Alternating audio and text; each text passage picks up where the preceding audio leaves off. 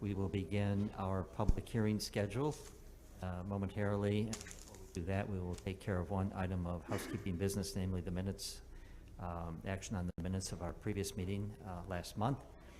Those minutes have been distributed. Is there a motion for action on those minutes? Thank you.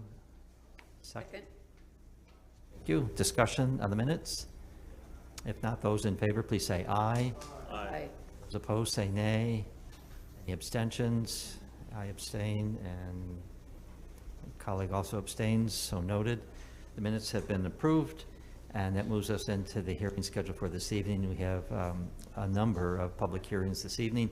For those who might be unfamiliar with our process, we ask that as each application is announced this evening by Jeff, to please come to the podium, provide your name and address for the record, and then a brief summary of your application. Following questions from the commission members, we will invite members of the public who wish to speak in favor of the application to do so, and then we will also offer an opportunity for those who wish to speak in opposition to the application to do that as well. Where comments are offered in opposition to an application, we will encourage the applicant to return to the podium and address those comments made in opposition. So with that, let us begin, please, Jeff. Good evening, Commission members. Just a couple of administrative comments regarding the agenda.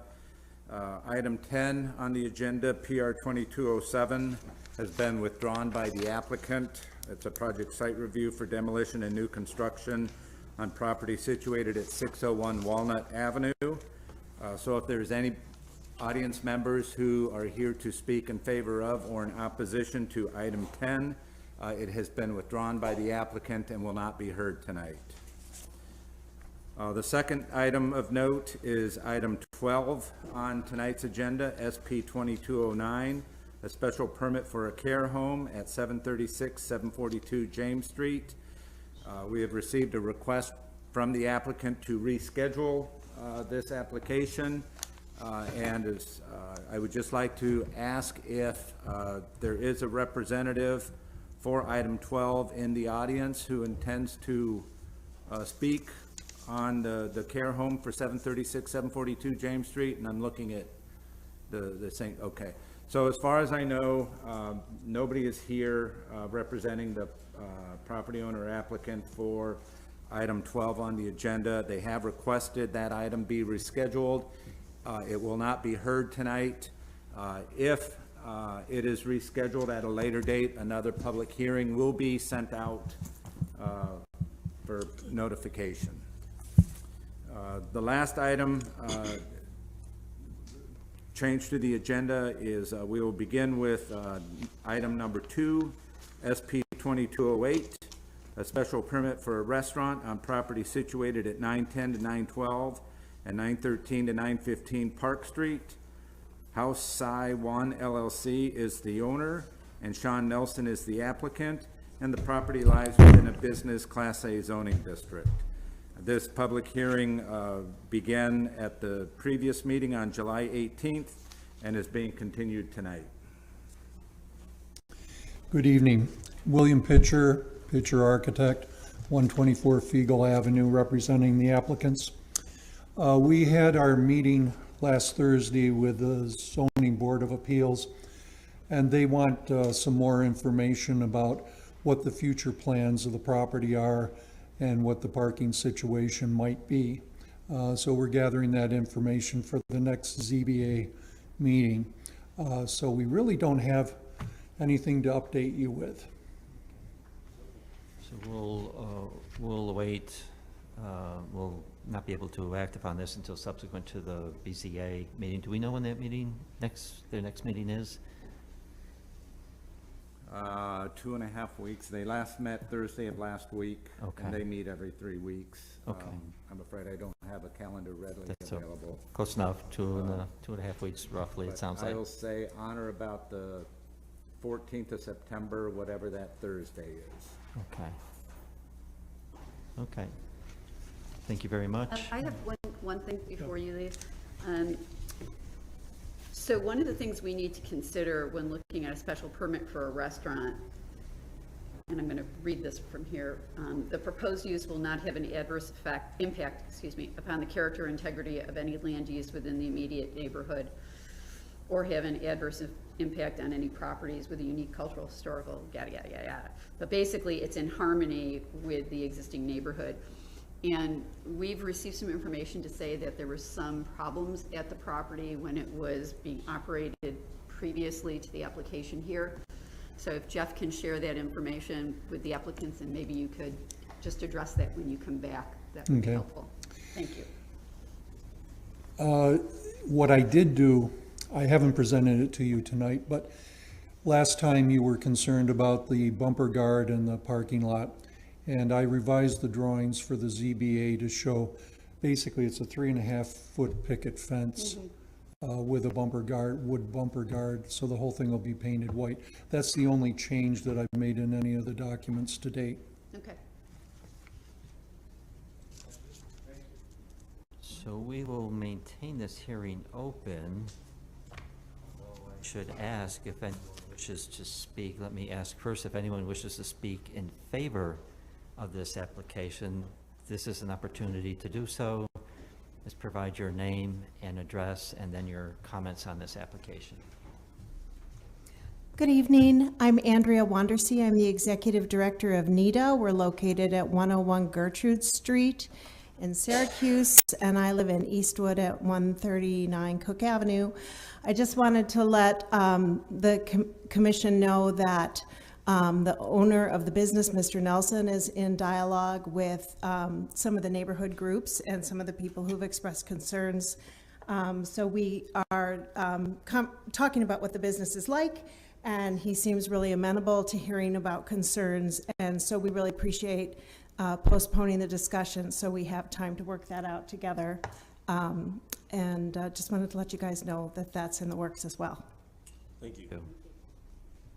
Other individuals who wish to speak in favor? Hi, my name is Jonathan Link Logan. I work for North Set Up, which is a program of Center State CEO located at 115 West Fayette Street. And I also live in the neighborhood not far from where this proposed establishment is. And I just want to reiterate what Andrea was saying. I've had some conversations with Mr. Nelson, and we're going to be working together to help better support him with this application so that it comes before you in the way that you and the neighborhood are supportive of. So, thank you. Okay. Additional people who wish to speak in favor, please come to the podium. And if there are no additional speakers in that category, is there anyone who wishes to speak in opposition to the application? If so, come to the podium, please. Okay, so as indicated earlier, we will not act upon this tonight before the Board of Zoning Appeals completes their action and additional information is gathered. And as Jeff already indicated, when this appears on our agenda again, whether it's the next meeting or the one thereafter, another notification will go out in the same way that you were notified for this tonight's meeting.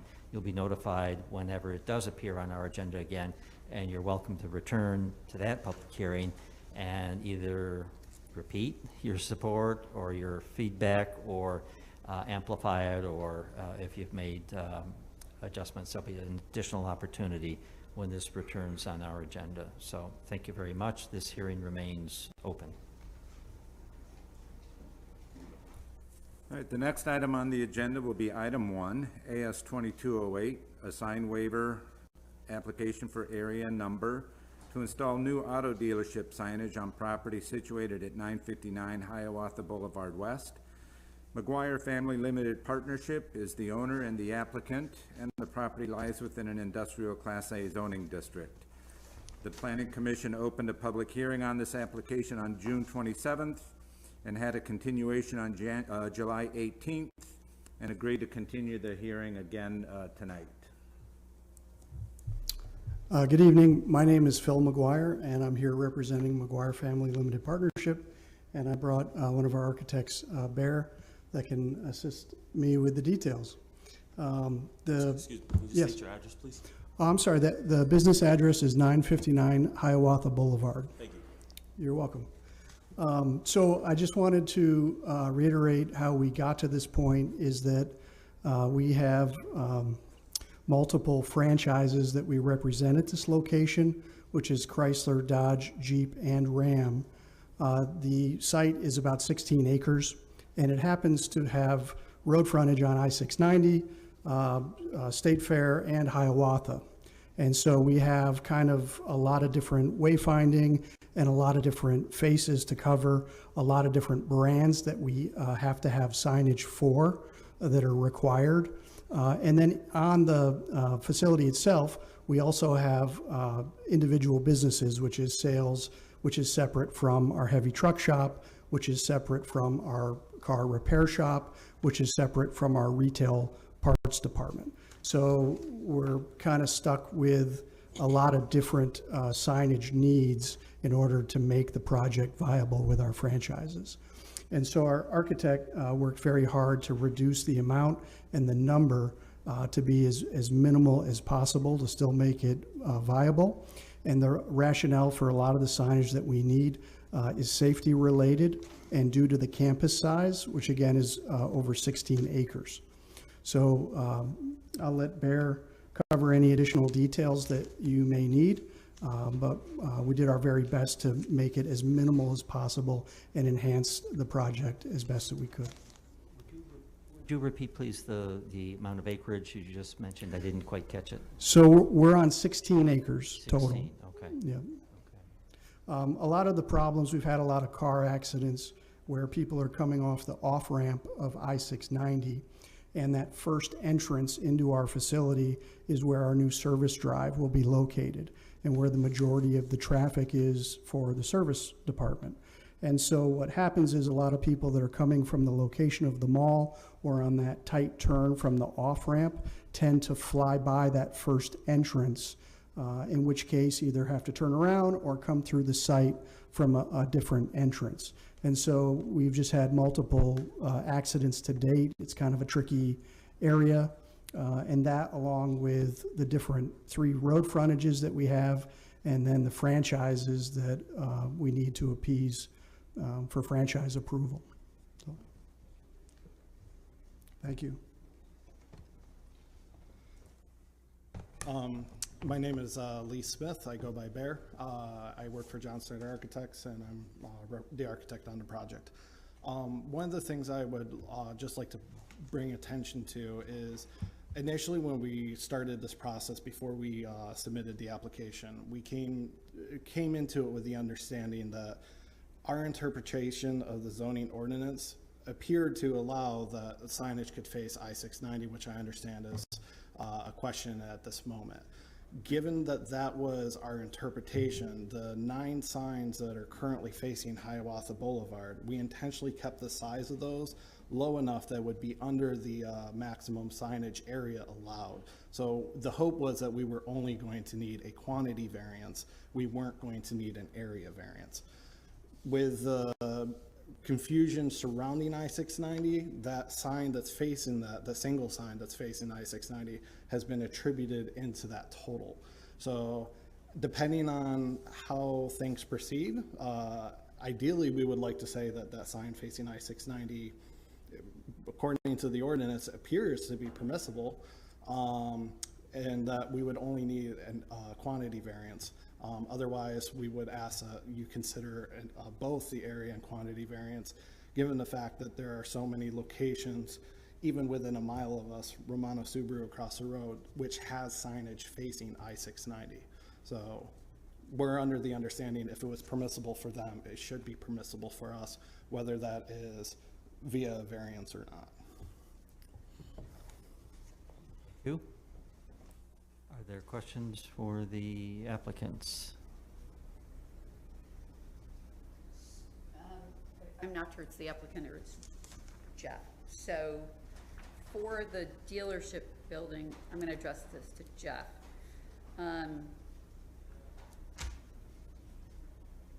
They're proposing a total of 10 signs,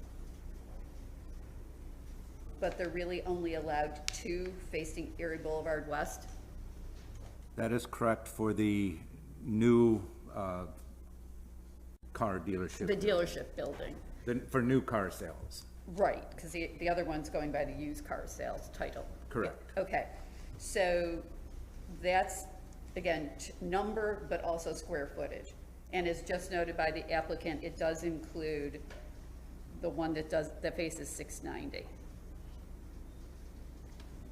So. Yes. So if that were to come out, at least in total square footage, it would bring them closer to the total of 440 that they're allowed. Granted, not the number, but the square footage of signage would fall below 440. I just did some quick math, so I might be off by a bit. I mean, if you take the 596 and you take out the 163. Yeah, so under item 18 of your staff report, Yep, I tried to break out the deviations. The first one is for everything. Right. If you think everything can go, that would be the waiver. If you want to take out the sign facing 690, then the second one would be appropriate. and did we ever find out from any source whether or not existing signage on this property facing 690 had ever been approved? I was not able to find any prior approval of any signage on this property facing 690. Okay. And the other building does not require any waivers, the used car building? In of itself, no, it does not. However, both signs and their area are being included as part of the overall sign waiver application. Wait, say that again? The two signs for the used car sales building do not in of themselves deviate from the sign regulations set forth in Part C, Section 6. Okay, However, as part of the overall sign waiver application, we are including them in the overall request. In their square footage. Yes. That's where the 12 come from. okay.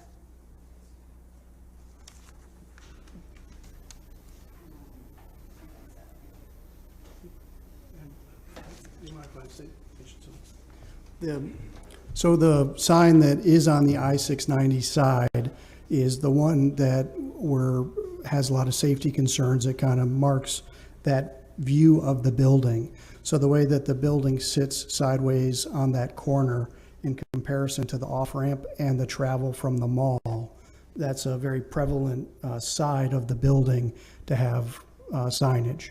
And so the two signs that we were allowed met the square footage requirement because we lowered, even though we have 9, we lowered the size of all 9 to try to fit within the total amount. So we didn't exceed the amount. And at the time, we thought the I-690 sign had its own amount due to the fact that it faces I-690. Right. But it is So- very so important again, for you're- safety. You're asking for more than the number allowed, but the square footage of the 9 That- is within what's allowed for total That square was, footage. yes, that was the original, and then that I-690 sign not, Right, I guess, counting is what put us in the other one. But that I-690 sign is very important for our campus and for the wayfinding. Thank you. And just for further clarification, I would direct your attention to item 10 in your staff report, where it's the determination of the zoning administrator pursuant to Part C, Section 6, Article 15, that the number and area of signage is governed by street frontage, and that the property does not have street frontage on 690, as 690 is not a street, but rather a state highway and does not provide access to the site. If I may speak to that point, the language that allows for the signage does indicate clearly street. If you go to the definitions within the ordinance itself, it has a definition for street line, and street line clearly indicates that a street is a street, alley, or public thoroughfare. And that's where we made our assumption that since the ordinance is defining a street or a public thoroughfare as a street, therefore it would be permissible. So that is where the confusion, I think, lies, because the internal, Jeff shared with me the internal decision. It doesn't seem to align with anything in the ordinance, where what we're saying, we can directly draw lines to the ordinance of where it has this language within it. Thank you. further questions for the applicant? I have a question. So last meeting, I'm pretty sure we discussed and requested that you guys provide us with some type of letter of support from the dealership indicating like what signs are allowed. Yes, that letter was provided to Jeff from the parent company. For clarification, the letter that was submitted follows the tax map and Okay. is dated August 1st, 2022. So it's not from the dealership. Well, it's from the dealer. Yeah, I do believe there was also receipt of a number of letters from community members in support of the signage as well. I don't know if those were submitted in a timely fashion or not. I don't believe I've seen Okay. anything. Okay, yeah, I wasn't sure. So again, I see the letter of support. What I'm saying is we requested and you guys agreed to provide us with like what Chrysler would allow for their signs, like per se like a sign chart. That way we can see like what your other options are. Yep. Besides just what you're providing us and telling us that's what they Yeah. require. So they have an entire book of different types of signs that they will allow that come in small, medium, large to highway signs, from pylon signs. And they also have a high level of flexibility with each individual project. And we're happy to submit all of the signs that they provide, but if you can think it, they can kind of, will approve it if it meets their specific, one for Ram, one for Chrysler, one for Dodge, one for Jeep, and then that you have to represent each individual department in the same type of scenario. So they have individual silos, if you will, of brand representation that has to be just that brand. You couldn't just have one or merge two together, but in that they have many different sizes. And so we try to spec the smallest sizes that we could, so that even though we had more signs, we met that square footage number.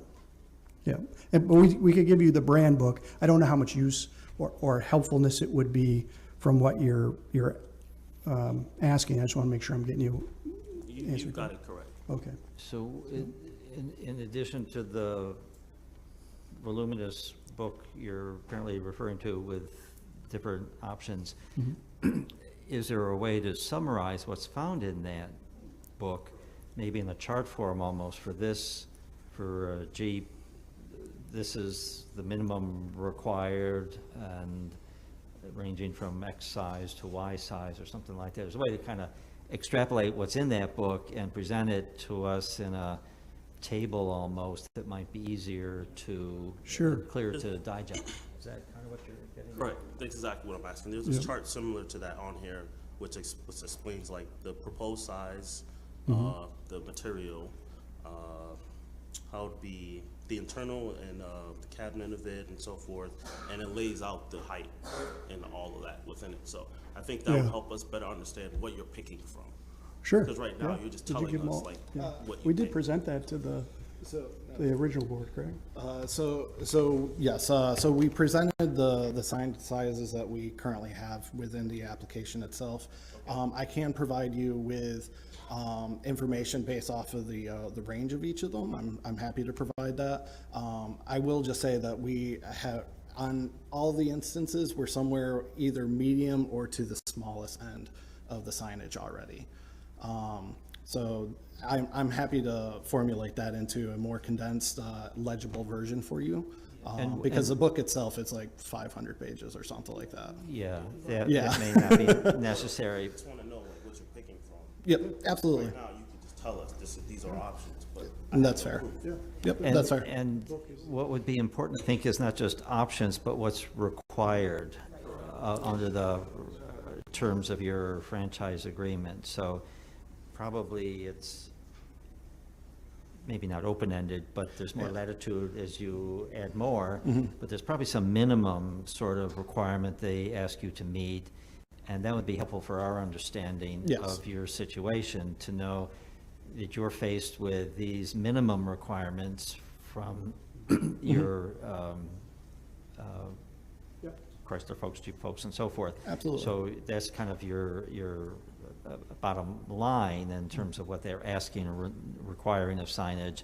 And we know we can probably just go up from there on the scale. So pay attention, if you would, help guide us Yep. to understand what's required from them so that we can assess your situation more I'm clearly. happy to provide that.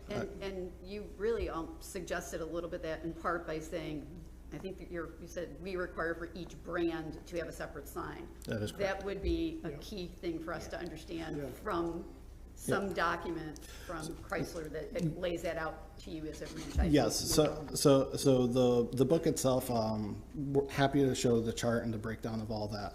The purpose of the letter that we had submitted to you guys from the parent company was to kind of indicate that we are meeting the minimum, but I will see if I can get something more concrete from them to really fully establish that. Did you get the letter from them that Is, basically who says is, that? is that Stellantis? Correct. Stellantis, yeah. Yep. That's the parent company of Chrysler Dodge Jeep. Oh, it is, okay. And I think that letter kind of says that, and I think if you were supplied the book or you saw the signage, you'll see that there's no merged signs. They're all for each franchise independently, and it's very straightforward of what their requirements to have separate brand image signage for their brands. And then that letter, I think, does what you're requesting. I guess I didn't realize this was Yeah. a parent. And they would provide whatever else that you would like. And in addition, we tried to meet the square footage so that even though we have more signs, I think we were right in that square footage area.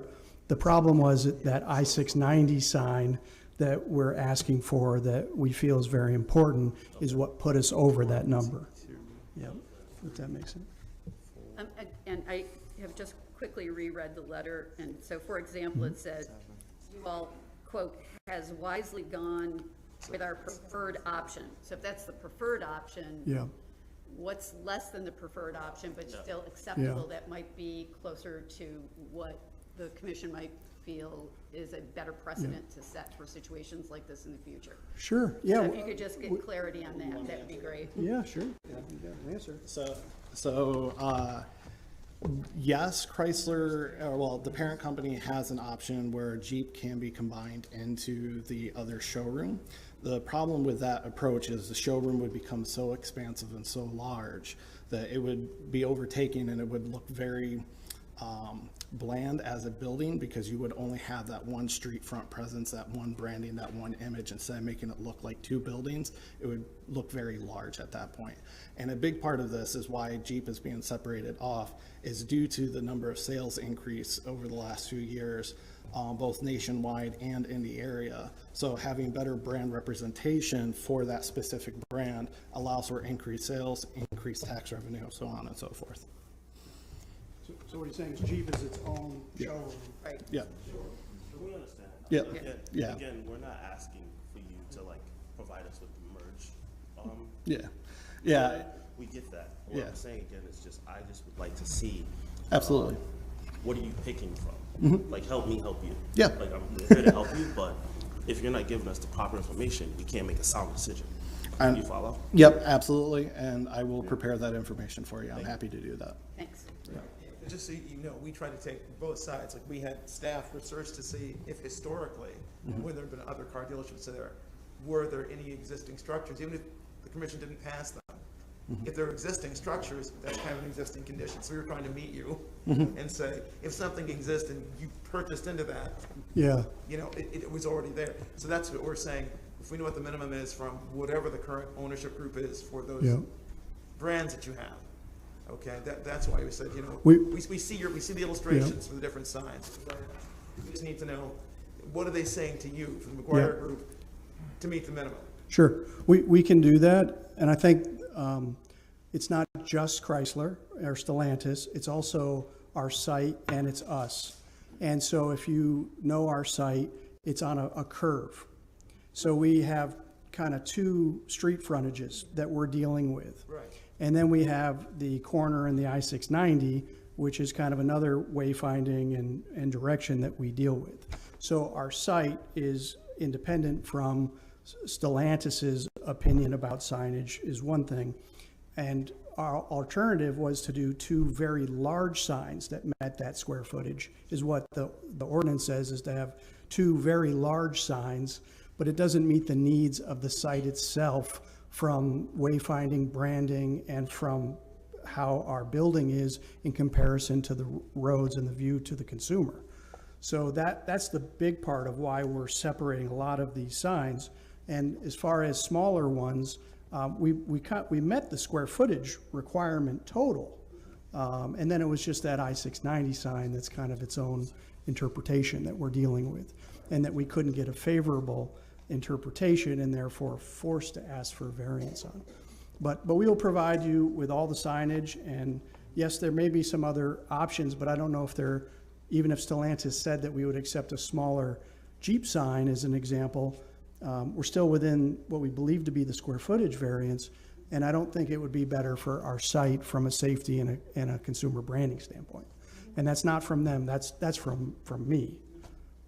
But again, we call it pre-existing condition, you're calling it the site. Yeah. Each site is unique. Yes. And that's where we're trying to get the historical perspective of what Okay. predecessors may have put in existence. So Sure. that's also part of it. We're trying to realistically, we call it doing homework, we try to realistically know what's there and what you're dealing with, because then it will match reality. Thank you for that, and thank you. We appreciate what you do, so thank you for your help. Thank you. We look forward to getting the additional information and understanding, of course, that's a minimum requirement you have, but you also have to make it work on the specific site where you're doing business. Yes. We understand that. And I don't want it to go unsaid that I appreciate the sensitivity in terms of the square footage that you're paying attention to. Yeah. That doesn't always happen, and we appreciate your Thank you. work in that regard. Thank you. And I think that we understand, and would the best way would be to communicate via email if there's any Yes. questions? Yep. Okay. I'll take care of it. I'll Once send you everything. provide staff with that information, I'm sure they will assist you Yeah. moving forward. Okay. All right, thank you. Thanks. Thank you. Thank you. So are there individuals who would like to speak in favor of this application? Please come to the podium, provide your name and address and your comments. Is there anyone who would like to speak in opposition to the application? Please come to the podium. Again, provide your name and address and your comments. So it looks like we have no additional speakers this evening. I think it's apparent with the request for additional information, we will hold this hearing open and look forward to additional information at our next hearing, which will be in, thank you. I can't do the math fast enough. It's 29th. Thank you, Walter. So this hearing will remain open. Our next public hearing, please. The next public hearing is R22-29, a re-subdivision to realign 2 properties situated at 106 and 108 Dewitt Road into 2 new lots. Sarah Maffei and John and Lisa Kane are the owners and applicants, and the properties lie within a residential Class A1 zoning district.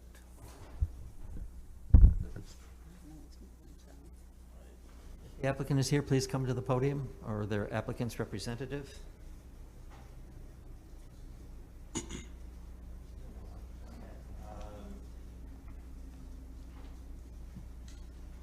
Perhaps they are delayed, but before we move on, we can hold this and return later in case there's a late arriving applicant or representative. But in the meantime, is there anyone here who was planning to speak in favor of this application? Or is there anyone who was planning to speak in opposition to the application? Okay, 0 for 3. We'll just circle back to this one later, and there might be people to present and people to speak on it one way or the other. Our next hearing, please. The next hearing is R22-33, a re-subdivision to combine 3 properties situated at 1018 and 1022 Wolf Street and 113 6th North Street into 1 new lot. Gilles LLC is the owner. Janine Dix Clark Charles Glover and Kennedy Davis are the applicants, and the properties lie within a residential Class B zoning district. Good evening. Hi, my name is Tom DiTullio. I'm the architect representing the clients. So what we're looking for is a simple subdivision that was already done previously, I think in 1994, but it wasn't properly filed with the county. Am I correct on that one? So we're just looking to finalize the paperwork. Oh, I'm sorry. Address is 237 Whittier Ave, Syracuse, New York.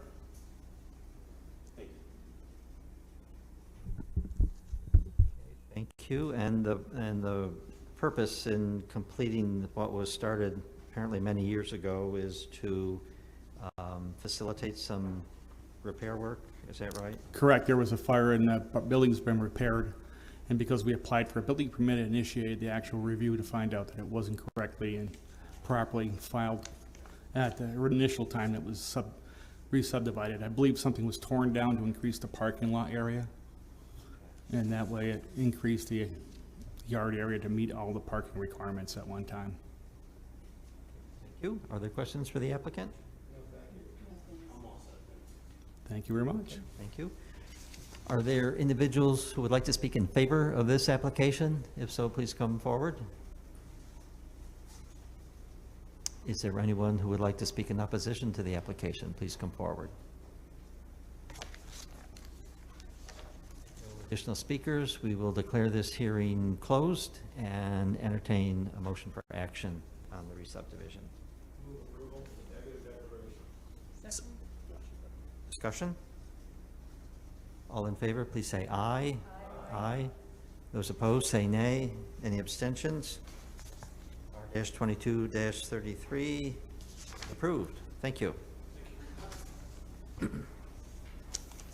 Our next Hearing is R-2236, a re-subdivision to combine two properties situated at 301 Prospect Avenue and 609 to 621 North Townsend Street into one new lot. St. Joseph's Hospital Health Center is the owner and the applicant, and the properties lie within a planned institutional district zoning district.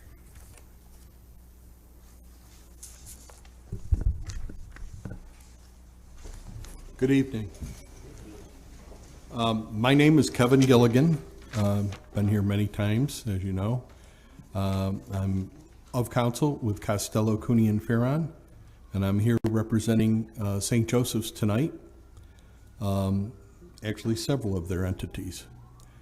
This is pretty much a housekeeping measure. You'll remember last year, this commission approved a project at 609 to 621 North Townsend Street.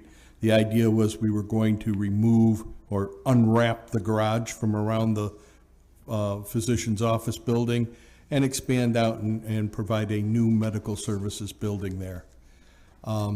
We have been moving along, and when we went to the meeting with the fire department and the building codes office and such, they pointed out to us that we could not serve the infrastructure for the new building from our hospital, from the old building, you know, across the road, across the driveway. So this is kind of a housekeeping measure that was suggested by them. We have to eliminate the property line between two entities of St. Joseph's. And this application does that. And I'll let our surveyor, Mr. Dave Slisky from CT Mail, explain it to you.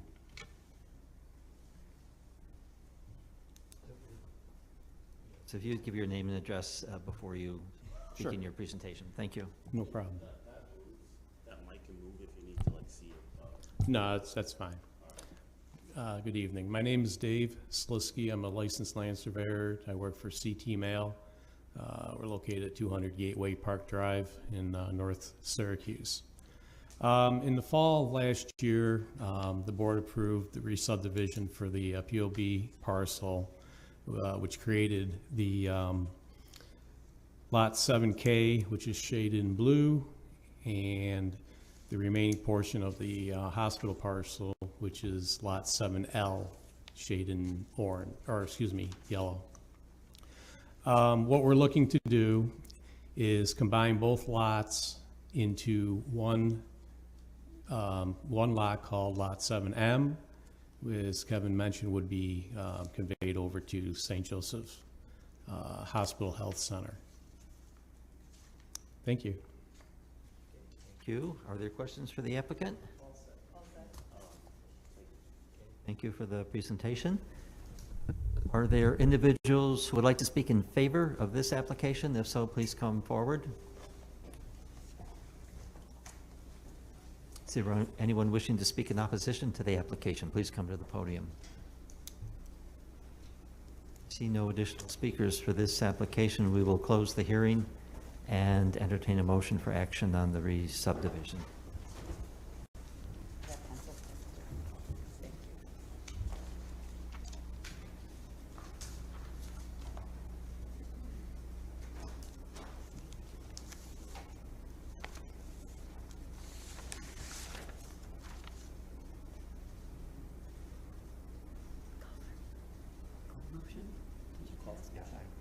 Oh, sorry. Motion to approve with a negative declaration. Second. Thank you both. Discussion? We'll give panic to the applicant unnecessarily. All those in favor, please say aye. Aye. Those opposed, say nay. Any abstentions? The proposed re-subdivision Prospect Avenue is approved, R-22-36. Next hearing, please. The next two public hearings are companion applications. The first one is a re-subdivision, R-2235, to combine three properties situated at 330 and 344 to 348 North Celina Street and 506 to 524 Pearl Street. Helio Health Incorporated is the owner. Robert Siegert is the applicant, and the properties lie within a commercial Class A zoning district. Companion to that is a project site review for demolition and new construction, PR 2210. Again, the properties are 330 and 344 to 348 North Celina Street and 506 to 524 Pearl Street. Helio Health Incorporated is the owner. Robert Siegert is the applicant. And again, the properties lie within a commercial Class A zoning district. Although you can hear the applications together, you will have to render decisions separately. Sir. Okay. Good evening. Good evening. I'm Bob Seigert with Shop for Architects, and I'm here tonight representing Helio Health. My office is at 1111 James Street in Syracuse. So in terms of the re-subdivision, Helio Health purchased this property thinking it was a single piece of property, but according to the city, it's not. It's three pieces. So we're simply asking to recombine this so we have a single piece of property like they thought they had, so that they can proceed with our development of that site, which is the second item that Jeff mentioned.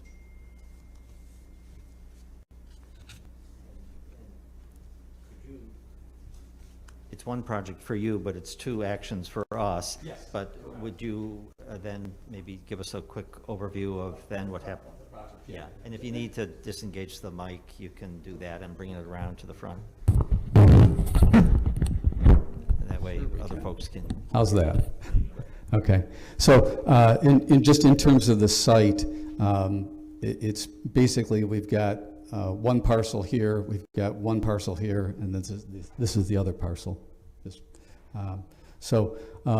What we're asking to do is to demolish two buildings and salvage one building. This is an existing, the old Barbiere's restaurant, which we can salvage, which is a two-story building.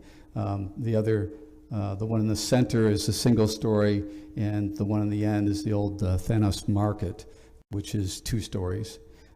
So we're looking to develop this for a training center for Helio Health. This is staff training only.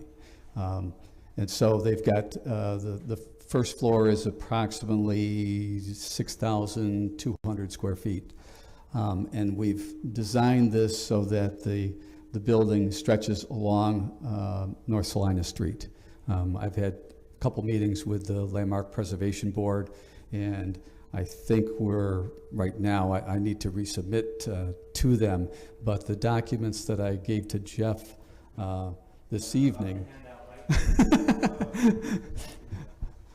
these documents, these respond to all of the questions and comments that were given to us by Jeff on July 27th.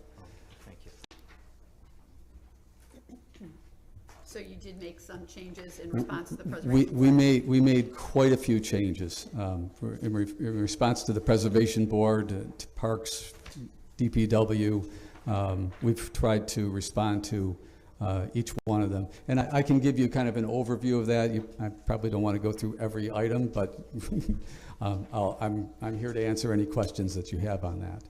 So, please, go ahead. One of my questions was going to be about the arborist, Mr. Harris, and the parks with Ms. Vaughn. You would be responsive to their request for additional work to accommodate the trees they're talking about. They're talking about additional trenches and additional. Yep. Favorable to keeping right. And the drawings that you have in front of you there represent that. Okay, those have been revised. We've added details.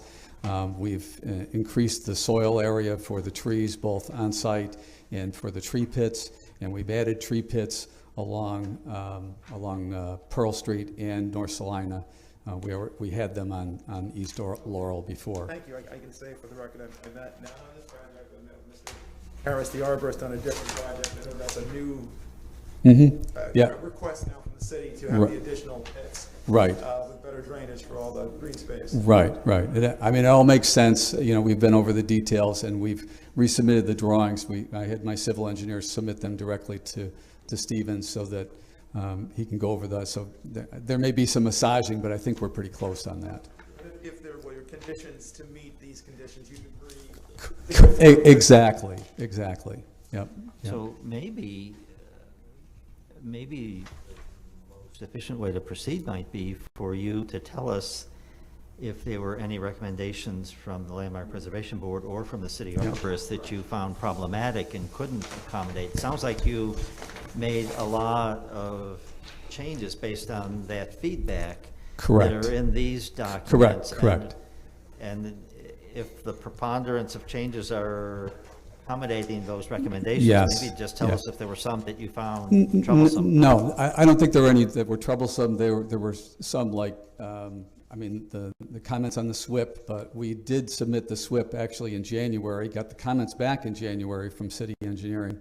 And so this set includes the revisions that from discussions of our civil engineer and the engineering department since then.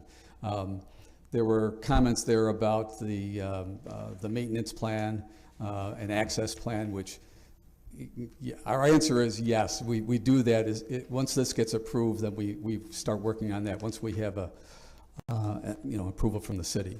So but there was nothing that was problematic in that.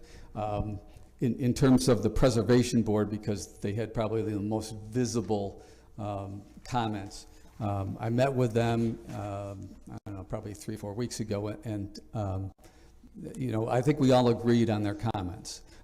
Basically, what they asked us to do, a couple things. One is we had this originally as one brick, and they asked if we'd use several bricks.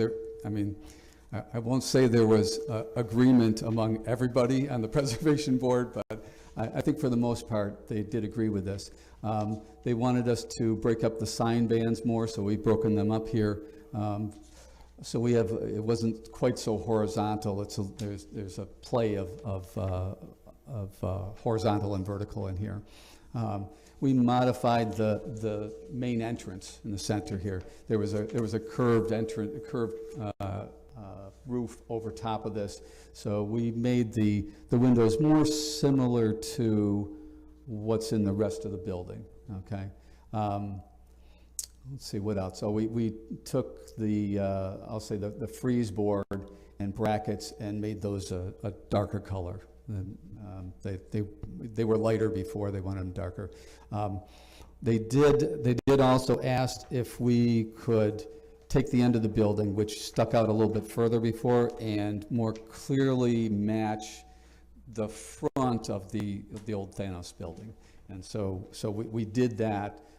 That makes an impact here at the end of the edge of North Celina Street and Pearl Street, and then wrapping back. And we also simplified the elevations on the back side, if you will, which is along here, facing into the site.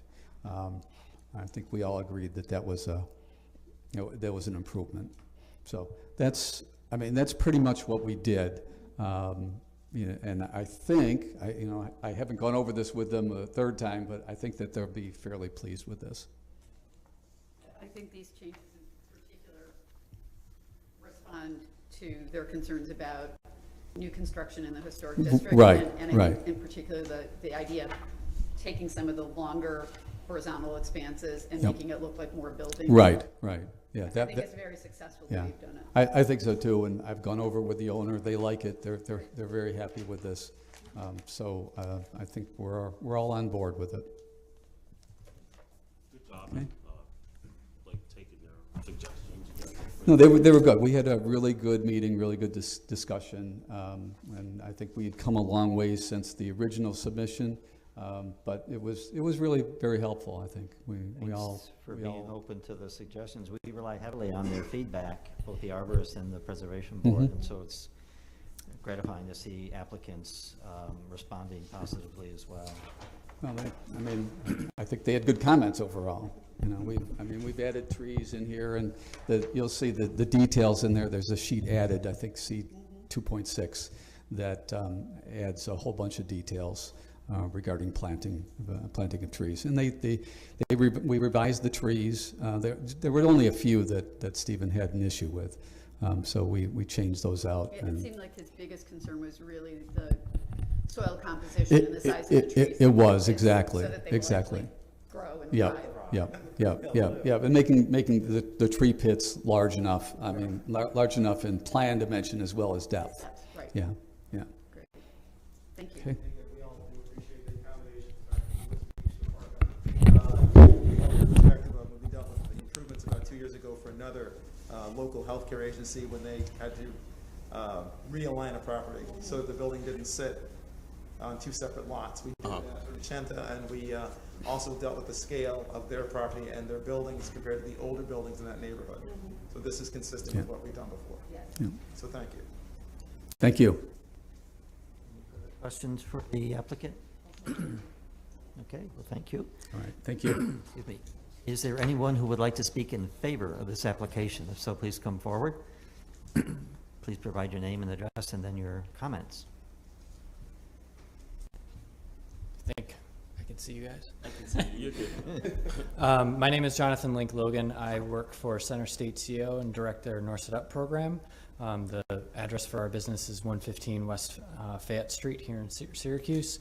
I would just like to say that North Set Up and the North Side Business Partnership, which I also sit on the board for, have been working with Helio Health for many years. Unfortunately, we had a little bit of a rocky start, but within the past few years, we've kind of turned a corner, and they've been responsive to many of the concerns that we've had in the community about their relationship with the neighborhood and some of the things that have been going on around their site. And they've been addressing those, and this project here, which we met with them in early 2020, went about and had some conversations about the project. The drawings that you see before you today reflect a lot of those comments as well. So I just wanted to say that we are in support of seeing this project come to fruition. Thank you. Is there anyone else who would like to speak in favor of either of these two applications? If not, is there anyone who wishes to speak in opposition to either of the two applications? If so, come to the podium, provide your name, address, and comments. I don't see any additional speakers, so we will close both of these hearings and entertain a motion on each one separately.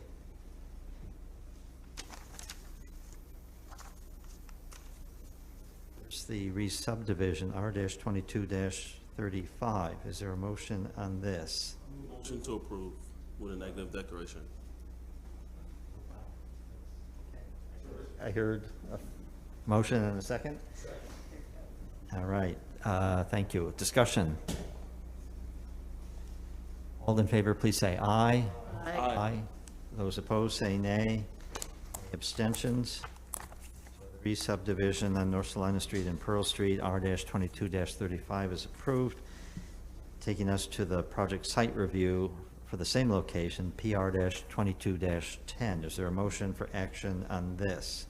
Move approval with a negative declaration on the condition that the arborist and the preservation board concur with the revised plans. Second. Discussion? If not, all in favor, please say aye. Aye. Aye. Those opposed, say nay. Any abstentions? PR-22-10, the project site review for the same location is also approved. Thank you very much. And we will move to our next hearing. The next two hearings are companion cases as well. R-2237, which is a re-subdivision to combine two properties situated at 3902 to 3916 South Celina Street into one new lot, along with the special permit application for a restaurant, SP 2204, again at 3902 to 3916 South Celina Street. The properties are owned by ARG AR16PC K001 LLC. Gail Craig Thompson is the applicant, and the properties lie within a business Class A zoning district. You, the applicant is Hi, already I'm here. Gail Craig Thompson.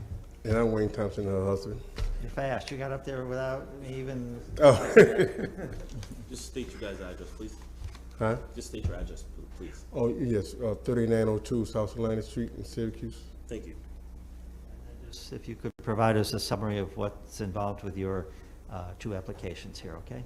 Okay, well, with the subdivision, the city just told us we need to get a survey to combine the two properties that was running straight through our building. Right. So we did that. Okay. And then could you talk a little bit about what's going to happen once that is done and what's involved with the restaurant? Yes, it's a restaurant tavern for, we're gonna have entertainment and we're gonna sell alcohol, which we have our liquor license now. And it's for the older crowd, 45 and over, just come and just listen to the music and, hear some bands and. I don't think we should say old, just, Huh? I don't think we should say 45 is old. Okay. No, okay, yeah. So that's why we're here for that.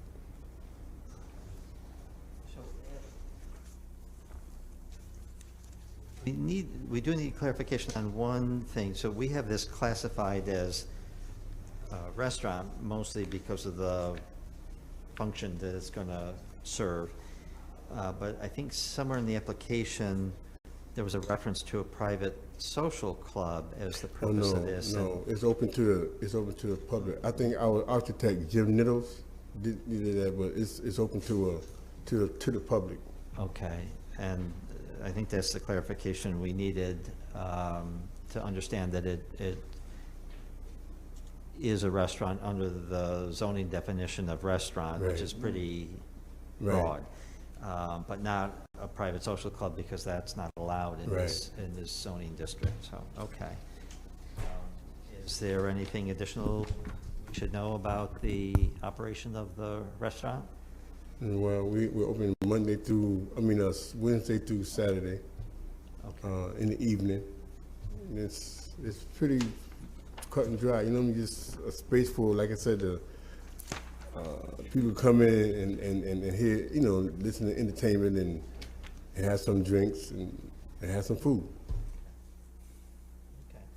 So thank you for the presentation. Let's pause and see if my colleagues on the commission or the staff members have any questions for either proposal. I have a question actually for staff. In our report, it says that live and/or electronically amplified entertainment is not permitted within 300 feet of a residential zoning district, which we are. within 300 feet. Is this something we can, if we were inclined, could we allow it, or that's beyond our control?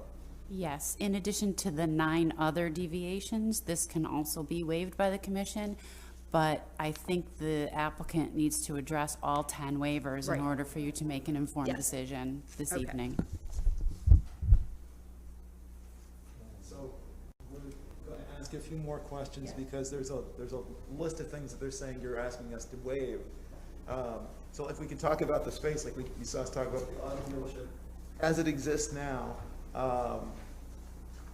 the size of your structure and then your customer area requires more parking spaces than the 25 you have. Tell us about it. Do you have arrangements with neighbors to park more cars? Yes, we have, well, it's 28 parking spaces in our parking lot. And also right across the street, Family Dollar is allowing us to use their parking space.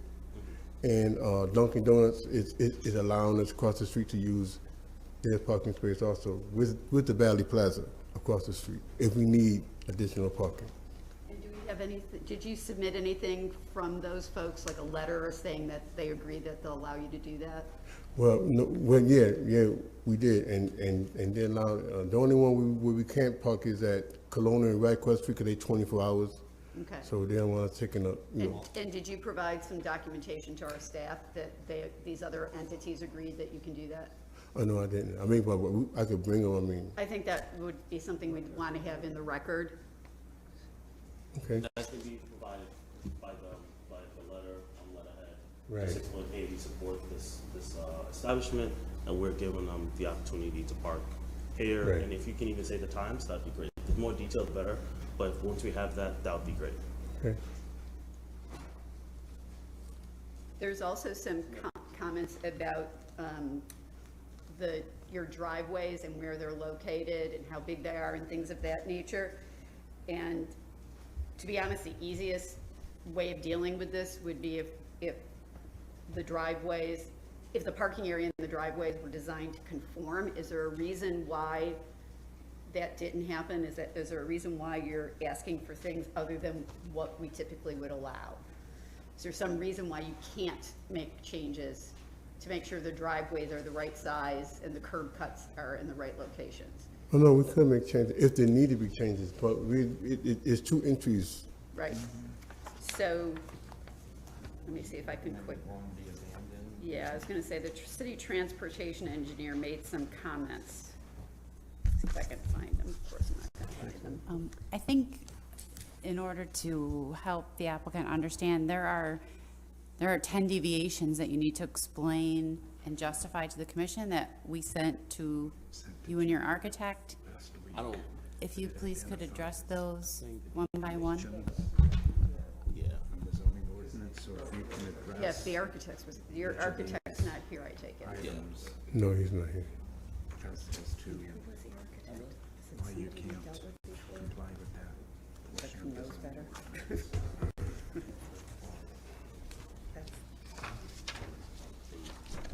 Yeah, they do. Jeff? Have you guys dealt with their architect, the staff? Do you interface with the architect?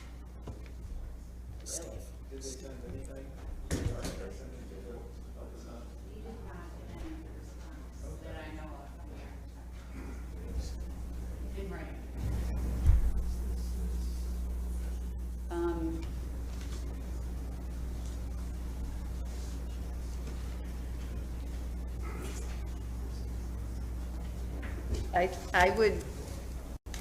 You may be seeing that list of 10 so-called waivers. We call them waivers because the ordinance requires one thing and the project is proposed to operate in a different way, which would necessitate a formal waiver of the otherwise standard requirements. You might be seeing that list of 10 items for the first time, but I think Right. it was sent to your architect. What I'd like to suggest as a way to proceed here that might be easier for everyone is maybe we hold these 2 hearings open, give you time to sit down with your architect or have your architect join us at the next meeting so that he or she could walk through these 10 and explain from an architectural point of view why these are needed, or in some cases might be able to say, oh, we don't need a waiver for that. We could do the project a little differently by eliminating one curb cut on Ballantyne or something like that. I think that's one of the 10 here. But if we're asking you to respond to these tonight, 10 different items, and if you're seeing them for the first time, that might be a tall order. And what I would suggest then, as I just mentioned, maybe invite the architect to join us at the next hearing. We'll keep this open, and that person might be better able to help us walk through those 10 waiver requests. Yeah, Does this that is the first time we've seen. That seem reasonable? Yeah. And it would seem by at least one of the drawings we have that your architect might be able to do what the chairman just said, and that is modify the design a little bit, and then you wouldn't need to ask us to waive some of these rules. You would actually fall within the rules. So I think it would be a good idea, rather than us trying to do design on the spot and try to make some changes, that if you had a little more time to work with your designer, we might have a cleaner process. Okay. And I'll just add, like, also do use staff in this process as you go through this. Please use them to help guide you and advise you on what's allowed and what you can and can't do and options. That would definitely help. Right. All right. Okay. Thank you. All right, thank you. Thank you. Thank you both for being here.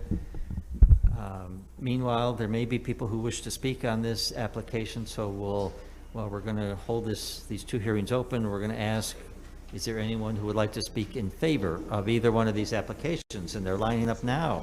Without a doubt. Good evening, Commission, and some of my friends from the council. Mike Atkins, former city councilman. I have to applaud these individuals for what they're doing, because being a native Syracusan and looking at the south side, this will be the first project in over 30 years that the African American and Latino community will have a chance to have some live entertainment. People my age could go and enjoy, okay? The last time I've seen projects like this on the south side was McCarthy's, come on, okay, Enrico's, in the neighborhood.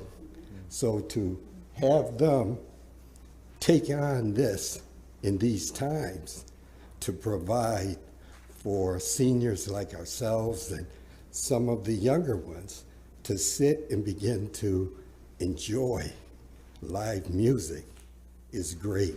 And that's why when they asked me to come and speak, I definitely had to, because this is an important time of South Celina Street.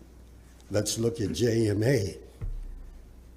We've never thought JMA would be on Tallman in South Celina. We have Central that's there. The Syracuse Community Health Center building a new administrative building across from theirs. We're looking at Celina First. These are all the changes of South Celina Street. The name that they gave, Harlem Nights, takes us to those that live in New York City that come up here. The first thing they're saying is the Harlem Renaissance. So what they're doing is going to help downtown. So we know we can't go higher downtown. We know we can't go out. So South Celina Street heading south is the new business district of South Celina.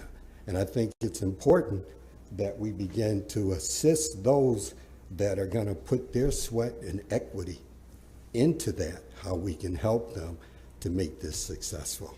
And I know it's going to be successful because a lot of groups can't wait, because there's no other in the city of Syracuse with 140,000 people, that African Americans don't have a place where we can go. I was in Rochester the other day with their mayor, and they cut a ribbon, and I'm seeing growth. And it's important that we, as a community, send those messages, and let's help them do what we have to do. Thank you. Thank you very much. Other speakers in favor of the application? Good evening, everybody. My name is Charles Pierce L. I live at 104 Elk Street. I'm a native Syracusan. I'm not as old as Mike, but, you know. We will note that in the record. But I concur with everything that Mr. Atkins just said.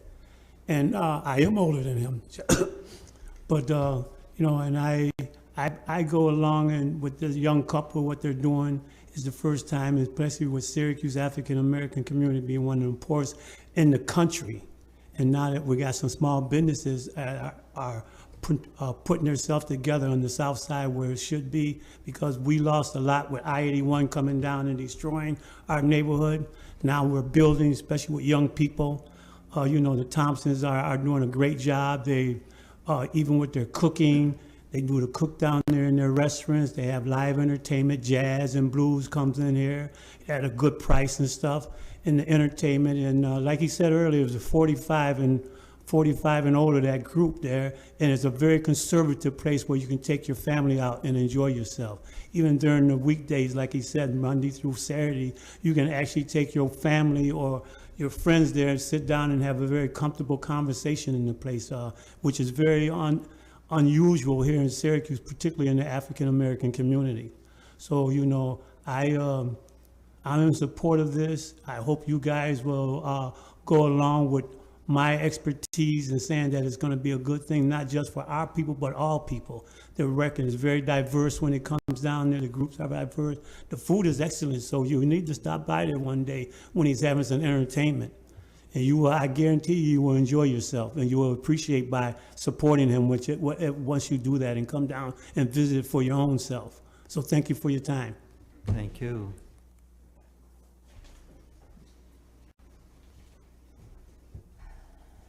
Good evening.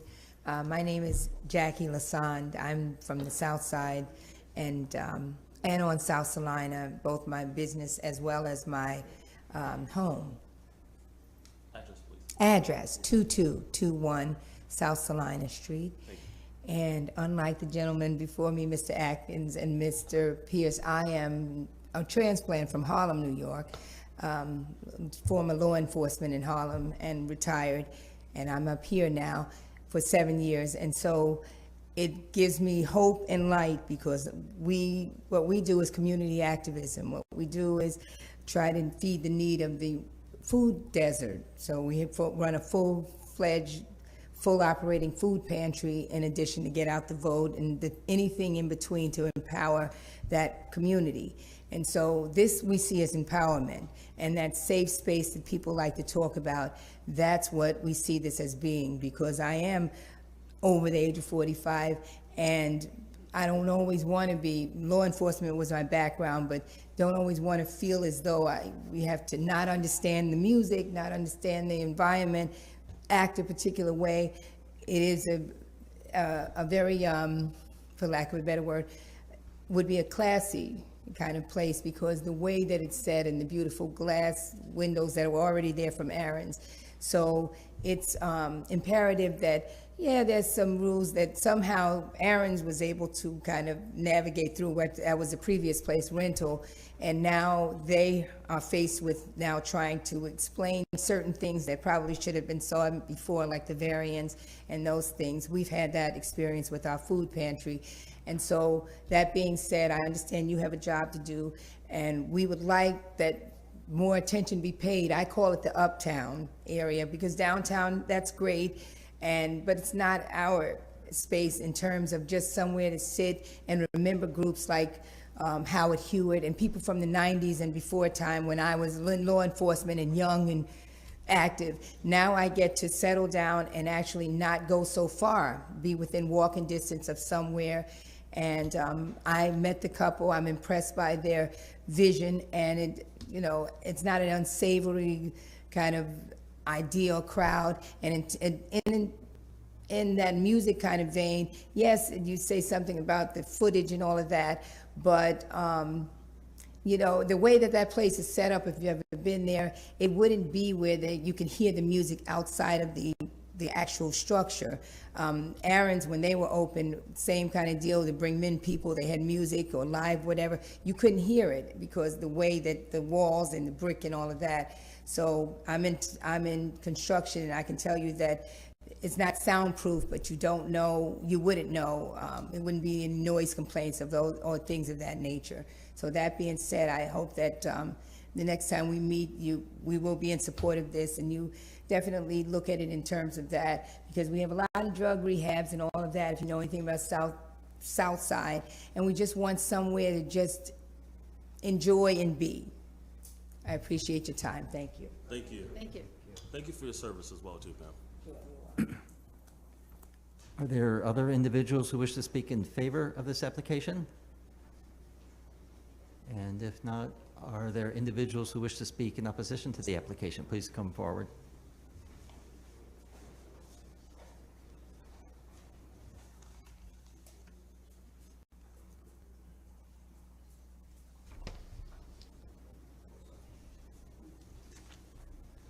How we doing?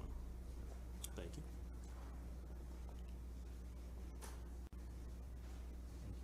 Hearing written comments.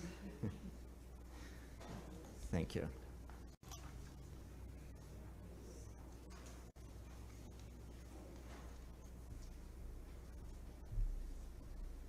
Yes, my name is Kathy Struley. I live at 316 Monticello Drive North, a little bit south of this area, southeast of this site. There were about 3 other neighbors that were planning to come down tonight, but things happened and they're not here. So I just want to point that out. I have it's very nice to hear this application. It was hard to understand what was planned from the application. In addition to, there's been some kind of operation going on there for a while. And so we hear rumors about operations, events happening there. I wasn't really sure what was going on, but at least now we have an application.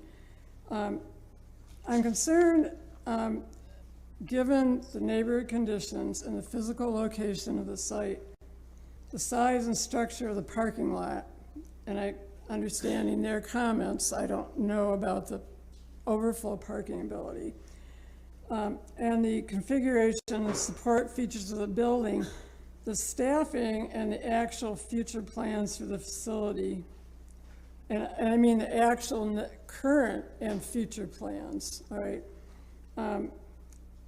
So the site was previously a rental business with very limited traffic and very limited parking. So maybe there'd be 2-3 cars on the site at any one time.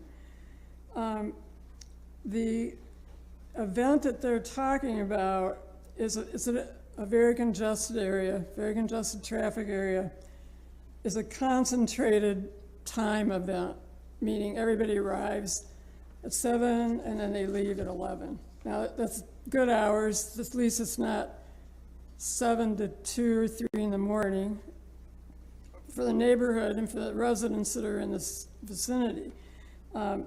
But there's still issues with the size of the site and this kind of configuration. It's like you're trying to get a round peg into a square hole or a square peg into a round hole.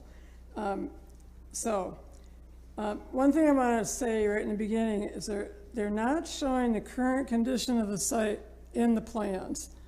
I don't know why, but I went there today and I've been there before. I take care of the sign, the Valley Southside sign, which is right across the street from there at Walworth and Ballantyne. I'm really familiar with the area. I spend time out there in the sun and the wind and the noise and everything. But the driveway that goes from Ballantyne in, there's only one curb cut that's operating. The other one exists, but it's cut off. It was probably cut off by a previous application. because of a previous application. I don't know for sure why, but there's an historic curb cut close to the intersection. It's very large. That one is cut off. The one that's further west is operating, and that one drives into the site and then through the front. Okay, so those 3 parking places. Well, I'll go into that in a second. So I just want to point that out. The site plan that's there is not the existing site plan, and I don't know why it was not presented. But so I want to talk about neighborhood location. I've been down here before on Family Dollar. We were down here many hearings. I don't know how many, 5 maybe. This is a vulnerable neighborhood. It's got a lot of pedestrians, a lot of single and low-income multifamily housing. The Ballantyne Gardens is nearby. There's lots of issues there. One of the neighbors that was going to come was from that location. It's also a busy, fast-moving north-south and east-west vehicular area. When I'm there working, I witness accidents occurring or nearly occurring all the time. And there are people rushing around, motorcycles and buses and trucks, and I mean, it's just a mess. So I'm just saying that's the condition of the traffic there. Not at night, but I've got more to say. So, anyway, the potential exists at this, because of the way the traffic is concentrated in and out, it's going to add to that issue in that area. And there are houses just a little, there's houses that are just one business away from there. Okay, so it's not like there's a huge buffer to this venue in either direction. All right, so they're right backed up to it. So we want this to be a good addition to the neighborhood, but I'm concerned it might not be. And I think when special permits are granted, then they can be grandfathered next and next and next. So it's not just this operator, it's other operators in the future, probably, right? If they leave and it gets taken up by somebody else. So we don't want it to become a nuisance. It has been an area where there are overflowing disputes have occurred and some past shootings nearby. So that right next to it is a convenience store where there was a famous shooting. But things tend to generate around that area. So that's something you need to think about. Not to say that they're going to cause it, but it's just people being people and being in that particular area. So the physical location of the area is extremely busy, fast-moving intersection. And there's heavy travel with pedestrians in all directions. So the curb cuts that are shown, they have 2. One that goes into like 3 parking places in the back or to the west of the site, northwest of the site, and the other one that goes into the main part of the site. So the way they have it, the 2 are not connected. The way it is now, they are connected. Those spaces are connected.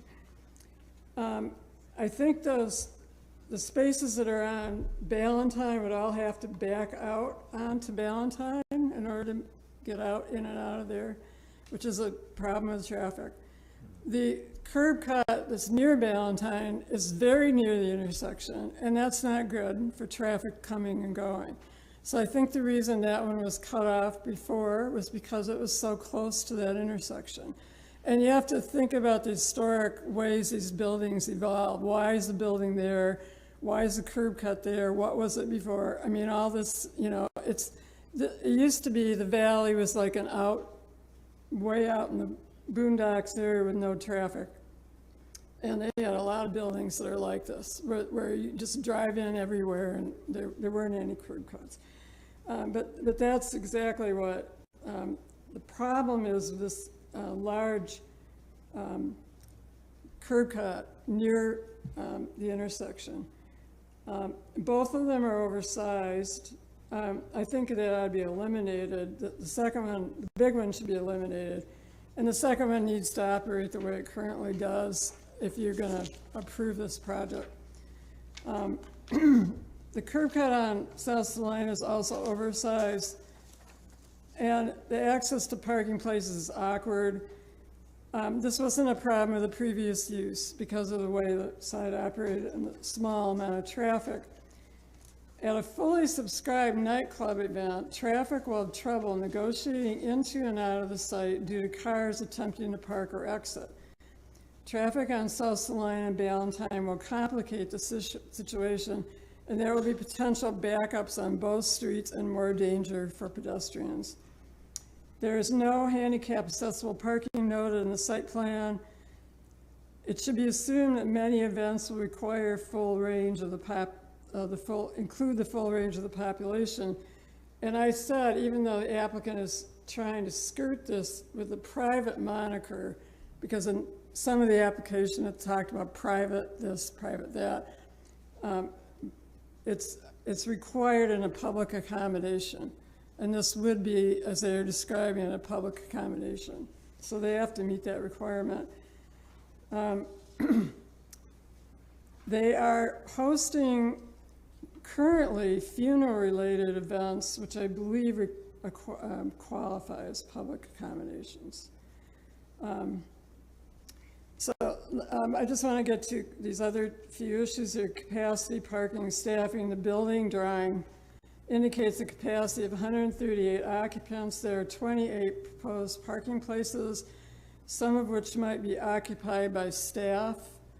3 of them are in the rear behind a fenced area where the garbage containers are, and they would not be accessible for patrons. So assuming 4 to 5 people, my question was, where are the rest of the people going to park? So I would like to see evidence. It'd be great if the other businesses are actually saying, sure, you can use our parking lot, but I don't know. I mean, I know about insurance policies. We're just having a market down at Valley Plaza. We have to provide insurance for every single vendor that's on that site when we're on that site, and we're in constant communication. It's not an easy thing. So I don't know if Family Dollar really wants to say okay, or if Dunkin' Donuts really wants to say okay, but I'd like to see that if they're actually saying it. I don't think the Valley Plaza is saying that, because they're being very strict with us, and we're just neighbors running a food market, right? So, okay, so we got maybe at most 100 people can be in the parking lot at most, and that's 4 to 5 people per car.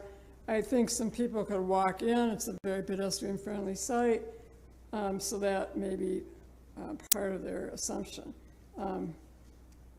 They only note 2 staff members in this application. With a peak occupancy of 138, it's hard to see how 2 people can handle all the serving, cleanup, security functions of a nightclub, let alone traffic management, which may be going on.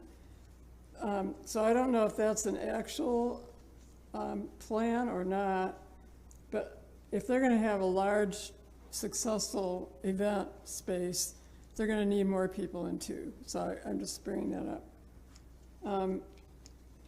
The configuration and features of the building, so the applicant notes there will be no kitchen and no food will be served in the venue. I just heard some other comments about how great the food was. So I don't know how that's happening. I don't know. If they want to serve drinks, if they serve drinks without food, that's not really good for people in terms of alcohol consumption and no food. So I don't think that's a good plan, but then are we going to turn people out in the street without having any food and at 11 o'clock? So I don't know. There's no cleanup area shown in the venue. Also, this notes that it's partial occupancy, and so I don't know what full occupancy means or what the plans are for full occupancy. of the building, and what are the long-term plans? And will a reapplication be necessary if plans change? Now, neighbors in the area are concerned about this. I wouldn't be up here speaking if I hadn't talked to a few people about it. And we've been talking about it for a while because there's been some operation going on.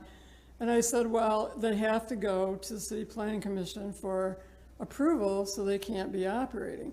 All right, so I have been bringing that up to my neighbors, and I just wanted to say that. We'd like to know what full occupancy means. Okay, the applicant says hours of operation will be 7 to 11. They've already been holding events during daytime hours on weekdays. So what other uses of this property are involved? What do they intend to do? Are they renting it to other people? At a previous event, people were lined up in front of the building delivering food because there was no food in the venue. And then the parking, people trying to get in and out of the parking were having a hard time. All right, so at the funeral event, people were all bringing their own dishes in. They were all coming up to the front of the building, trying to deliver that, and then people were having a hard time getting in and out. And I know one of the people was disabled, right? They could not get in and out. There's a lot of questions. So I appreciate the comments that were made. I appreciate the intention. It sounds fantastic.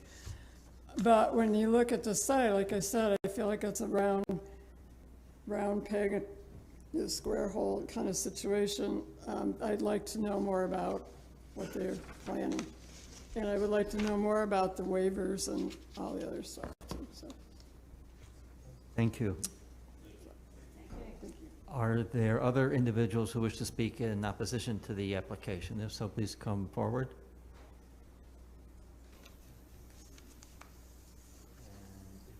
Additional speakers, as I indicated at the outset, when comments are made in opposition, the applicant has an opportunity, if they choose, to address some of those. So this would be a time to do that if you choose.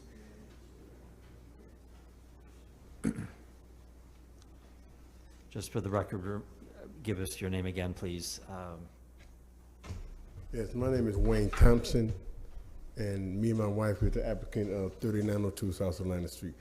The only thing this young lady could be addressing is we did have 2 repasses there. Repasses is when someone dies and they come to get together and, eat and, after the funeral, and you know what I mean?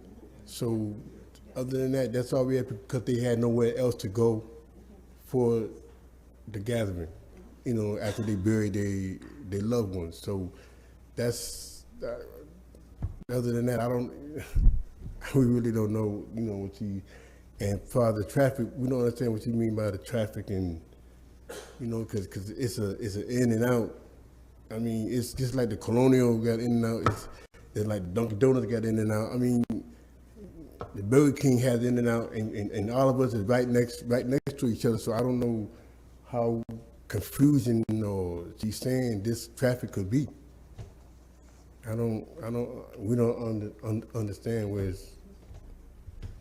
Well, I think hopefully your architect could take a look at the design of the parking lot to begin with, in light of the city staff comments that we talked about a little bit earlier, and that might get at some of her comments.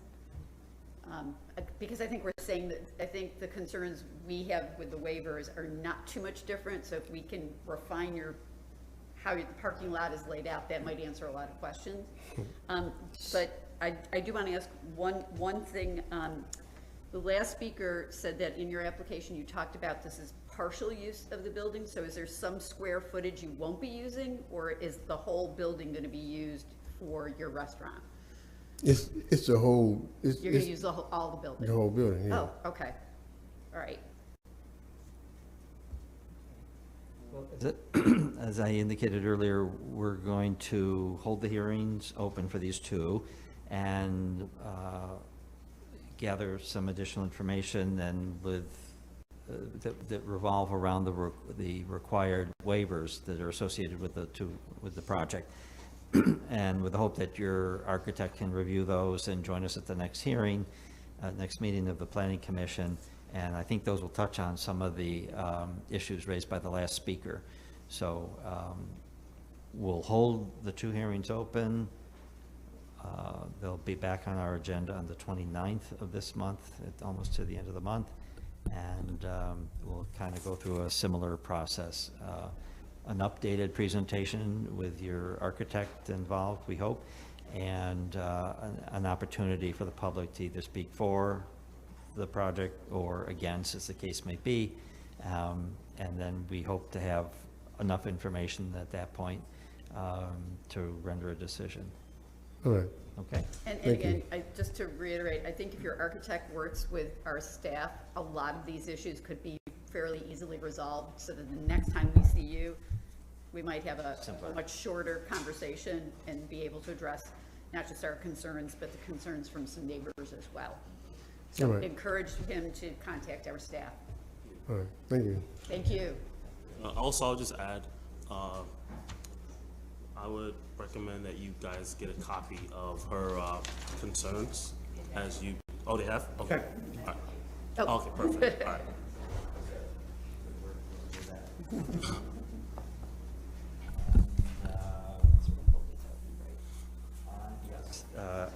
Number 8 and number 9 on the agenda are held open. 10 is indicated at the beginning was withdrawn, and we move on to item 11. Yes, the next public hearing is SP 1115M2, special permit modification for a restaurant to modify the floor plans, elevations, and site plan on property situated at 713 East Fayette Street. Food and Sundry LLC is the owner. Chris Billy is the applicant, and the property lies within a business Class A zoning district. Yes, thank you. Chris Biley, Exo Taco Food and Sundry. Food and Sundry is the entity that owns the building. Exo Taco is the entity that is the operator of the building. This project is for a second-story addition to the existing structure. If I'm not mistaken, we are requesting waivers for parking and trash services, as noted, I think, in the comments by the committee. That's all I got. You don't often get expansion going upwards. Yeah, vertical, yeah. Novel. So far, so good. Okay. So can you address the 2 waivers that are outlined, at least in our staff report? You alluded to them correctly with parking and screening for the waste receptacles. Yep. So if I'm not mistaken, the parking is an existing one that we had taken over since we had taken over the building, extended it, and looking to extend it again with the second-story addition. Obviously, with the addition, we're looking for obviously an increased occupancy. With that increased occupancy, we're looking to obtain the waiver, knowing that there is ample, I think, parking on the street, garages next door and across the street. Obviously, a lot of development happening within that sort of corridor. And right now, because of the current sort of confines of the building and the land, just not able to really apply what would be necessary for that, what would be required without a waiver, essentially. As far as the trash services, right now, I'm not sure. I don't think there's a waiver for it, but the concern, I think, on our end would be that any sort of screening that would be a fixed structure within the confines of our parcel would more or less impede, I think, navigation for any trash services and or catering vehicles that would come in and out of that driveway and around. If I'm not mistaken, the total footprint, and you guys should have the drawings on the back, there's about 42 feet, if I'm not mistaken, from the kind of that driveway alleyway to the back sort of parking area.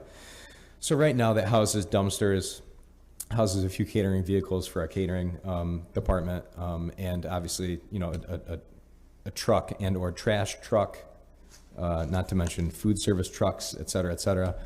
So again, the concern, for us there would be, putting any sort of fixed structure in, knowing that anything back there realistically needs to be able to kind of move in adjust based on, I think, the needs of the catering business and the internal restaurant business.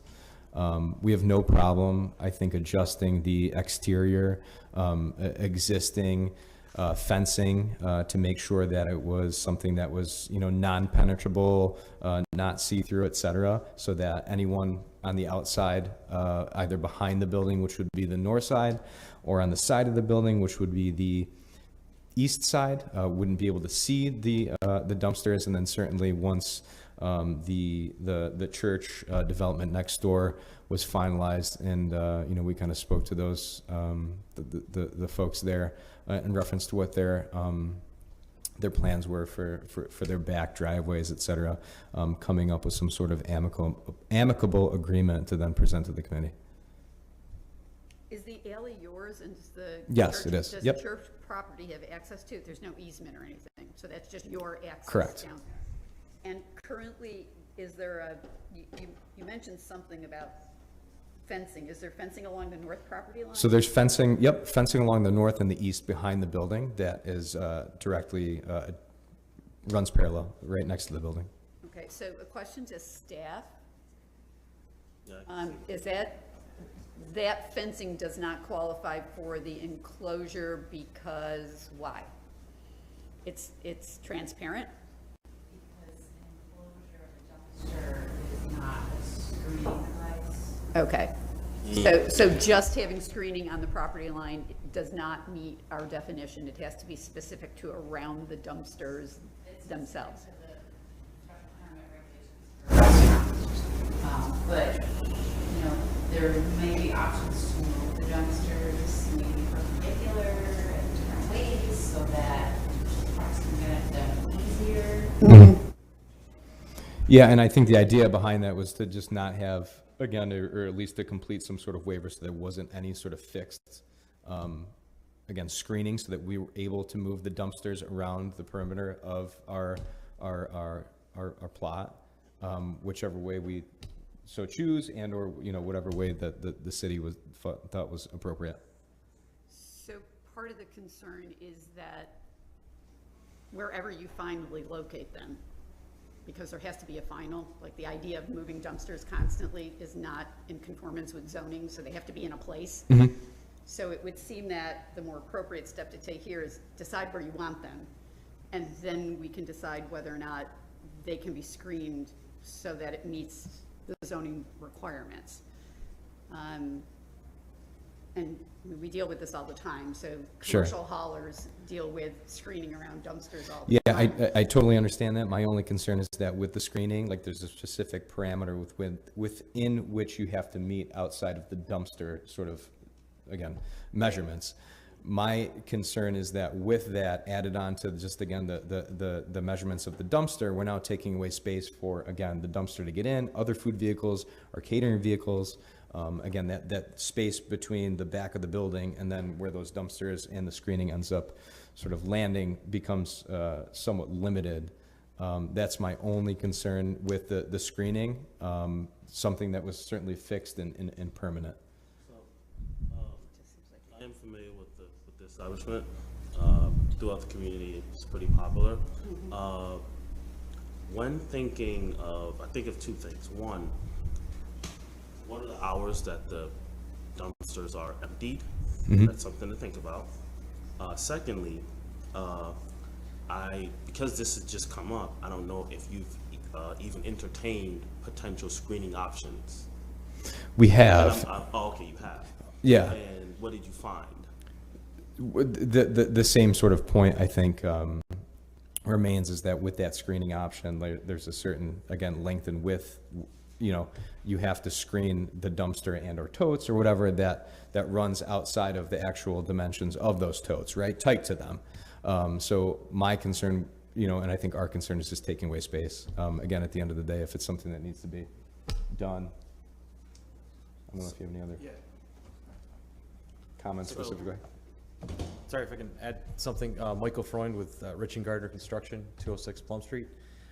So just to add to what Chris has mentioned, the conversation for screening options, we immediately go right to a dumpster enclosure, right? A, 10 by 10 enclosure, something like that.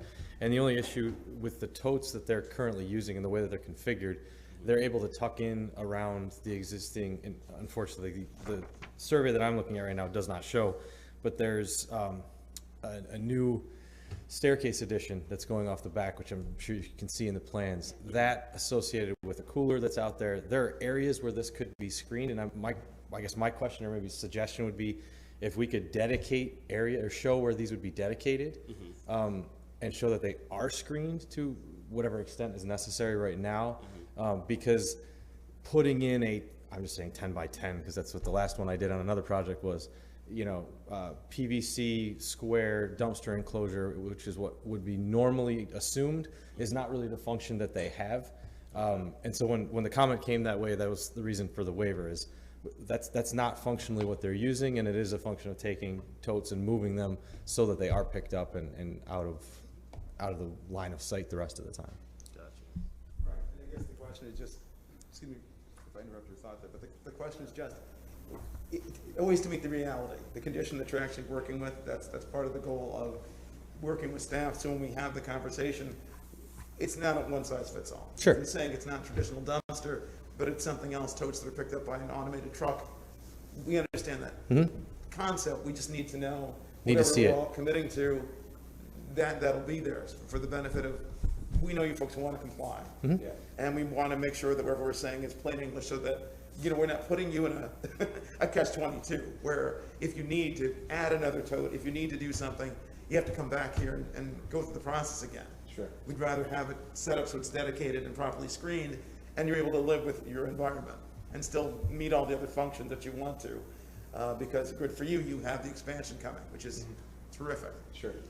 So I feel like, at least for us, it's such a minute detail. Either way, we can provide dimensions and drawings, for you guys as far as screening and or not screening, and what that looks like, in whatever sort of format you want. I just, again, for us and our purposes of kind of getting the project going and getting excited for this to happen, we just don't want it to delay any sort of, again, infrastructure as far as the second floor is concerned. But I understand. And again, just in a big picture perspective, we do homework, we visit sites, we visit as consumers, we visit individually, and each time we do it, our goal really is to say, here's the reality, and here's what's in the rest of the surroundings, the rest of the neighborhood. If there's church, if there's car wash, if there's another structure across the street that has a cafe, we've all parked in your neighborhood. So we can conceptualize why we're waiving certain parking requirements. We just want to do the same thing because, again, we're not creeping around checking on your dumpster situation, so we do need it to be reflected in the drive. And that's not a slight, that really is, we're trying to just match reality with what you're trying to accomplish. Sure. I would also say, and again, not designing on the spot, because I've always been opposed to that, but now I'm going to do it. Here we are. It seems as though that there might be some options to move whatever it is you're doing closer to the east property line, and it still would give you enough maneuverability.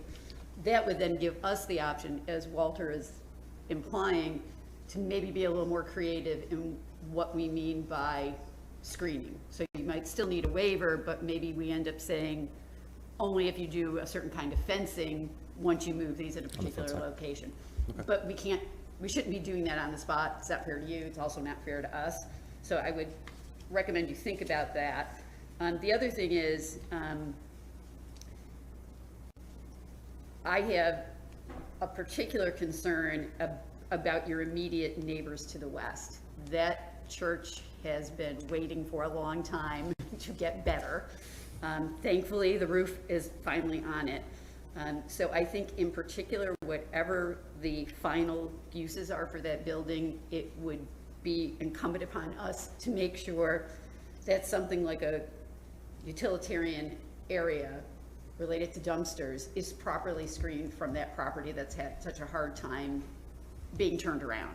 So I think that's a concern, as you just said, conditions on the ground in this particular case is something that this body needs to be aware of. So I also think it's a great concept that you have building up. I, like my colleague here, have frequented the place, so I'm a Appreciate fan. that. Thank you. But I do think it's really our job to make sure that what we say to you folks is not just good for you, but it's good for the neighborhood, and it's a precedent we can live with if somebody next door says they want to do something, and we've set something up with you that we then don't want to continue. So I think we just need to resolve a little bit in more detail what you want to do, what you'd be willing to do in terms of screening your dumpster area. Yeah, and then I have one last question for staff. I'm not familiar with it, so bear with me. Are there dumpster requirements for establishments, like dumpster size requirements? Okay. It's just, they must be closed. Okay. Yeah, we don't dictate how big. Okay, I'm just curious. Maybe entertain like different dumpsters, shape different, size. Right, there are these other things. So Sure. entertain like, maybe even a whole nother like mechanism that this fits the requirements, but may not be what you currently have. I mean, you're growing up, size is gonna change, number of people, things like that. So just kind of maybe give that a thought. Sure. I have no other questions or comments. Thank you, appreciate that, guys. Thank you. Are there individuals who would like to speak in favor of this application? If so, please come forward. You little ones in the back. They're just upset they're not open on Monday. Uh, They had to go to Dinosaur. Are there individuals who wish to speak in opposition to the application? Please come forward. So we have no additional speakers. I think in light of the exchange over the last few minutes with regard especially to the dumpster placement, screening, not screening, and so forth, that we would be well served to hold this hearing open and entertain any updated plans at our next meeting, which will be at the end of this month, the 29th. So we'll hold open SP-11-15M2. And did we finish? Oh, that's right. Number. Yeah. So one more time, is there anyone here who wishes to present on, speak for, or speak against the proposed re-subdivision on Dewitt Road? The application is number R-22-29. The two addresses involved are 106 and 108 Dewitt Road. Anyone here for that project? Apparently the answer is no. So we will hold this hearing open as well.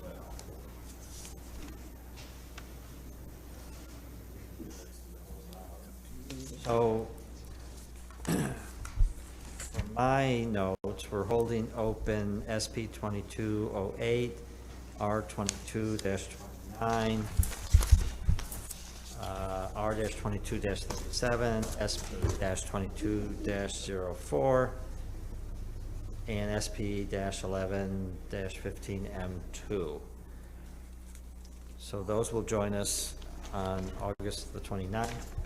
Meanwhile, we have other business for this evening under our new business category. And The first new business item is 3S22-10, a 3-mile limit subdivision review from the town of DeWitt for the Steinway Heights subdivision to divide one property situated on Steinway Drive into two new lots. Paul Fowler is the owner and the applicant. The Planning Commission approved a 3-mile limit subdivision review of the Peck Hill Road subdivision, which is now Steinway Heights, in July of 1994, creating lot number 64A. which was approved in January 24 of 2011. There have been some other administrative reviews for modifications to the Steinway Heights subdivision. The purpose of this application is to realign the section of land not finalized in previous subdivision reviews of Steinway Heights because the original land intended to be included was not available for purchase. The town of Dewitt approved the re-subdivision on June 9th of 2022. And it's been reviewed by the city engineer, and the town of DeWitt made a negative secret determination in their decision. Okay.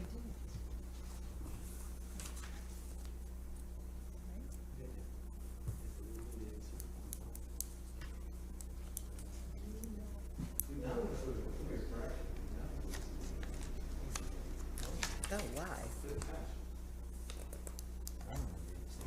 Sir? I closed my laptop. Oops. No, don't open it, don't worry. Adjourn.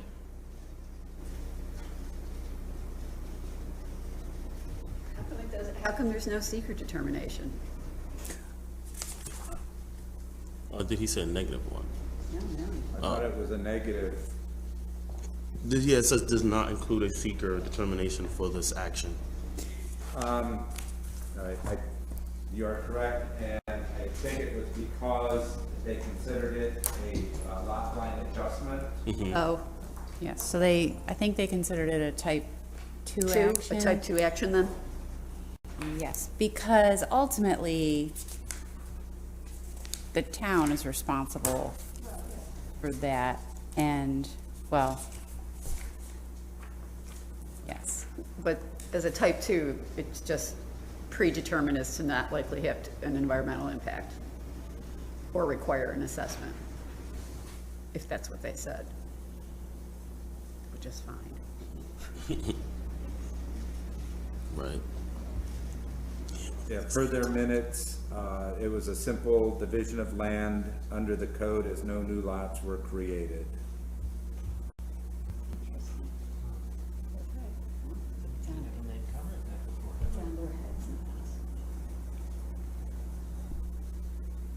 We are at liberty to act, and we do have the concurrence of the city engineer.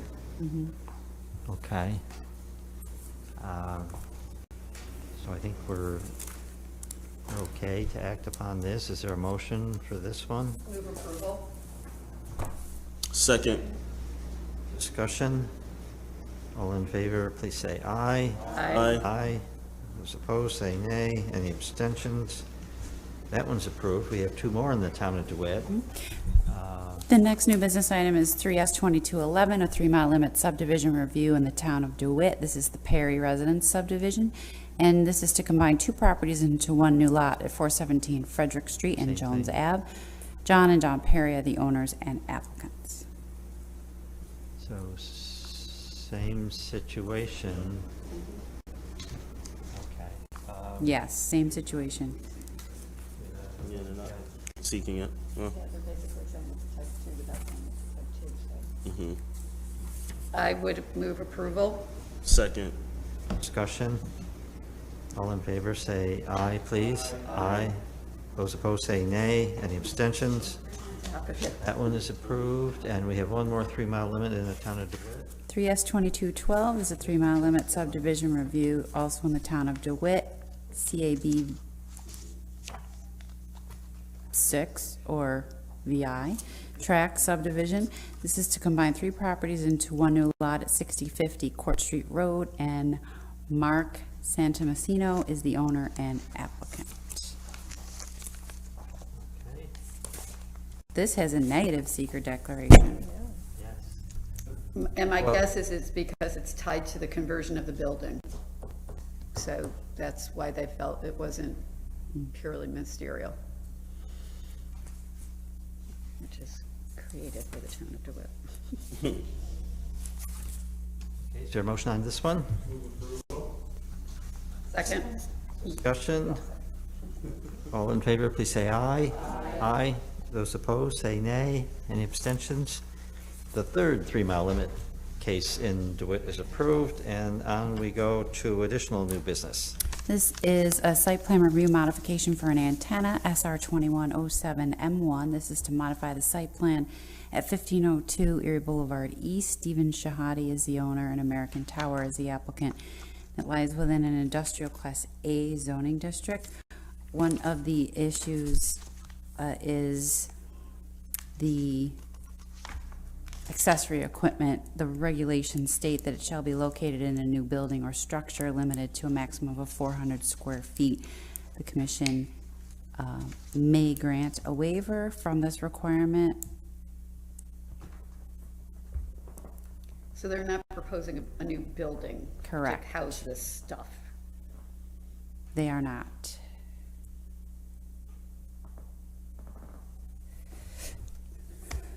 And I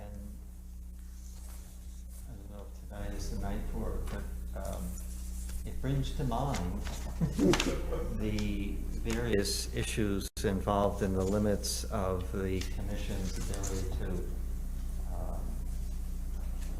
shape these decisions on antenna. I know a couple of attorneys ago, we were advised we have very little discretion in terms of approving these. And I think that remains the case, but I would love to know at some point, this might be a subject of a training seminar, to know to what extent the commission can impose conditions that would speak to placement, visibility, and so forth. Not necessarily on this one, although with the equipment not being screened, it enters into that space a little bit, but I'm getting off on a little bit of a tangent, but it's one of these antenna things. So would love to know exactly what options the commission has if it wants to sort of minimize its perceived impact on the surrounding area. And we don't need to get into that tonight, but. Yeah. So, and just to be clear, that is with co-locating antennas. This has to do with accessory equipment, which you clearly have, there's no, that I know of, federal regulation restricting you from requesting screening of an accessory, or not screening, sorry. Well, essentially this is screening, but I just want to check something really quick, so if you can hang on a I second. think it's a good practice to ask for screening, even though this is sort of a rather developed area and there's no residential districts around it, but with the idea of not wanting to set poor precedent that might be carried over into applications that would have a greater impact on a neighborhood. And they're not proposing any kind of screening at all? It's just going to be out there on a pad? Is that what I'm reading here? That's the way I take it.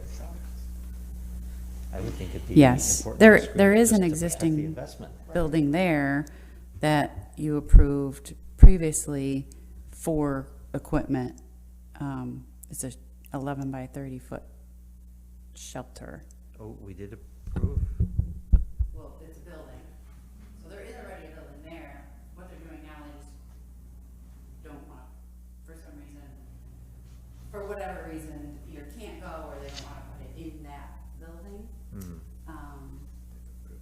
So, I'm just checking on the, There's both a building and a concrete pad? Yes.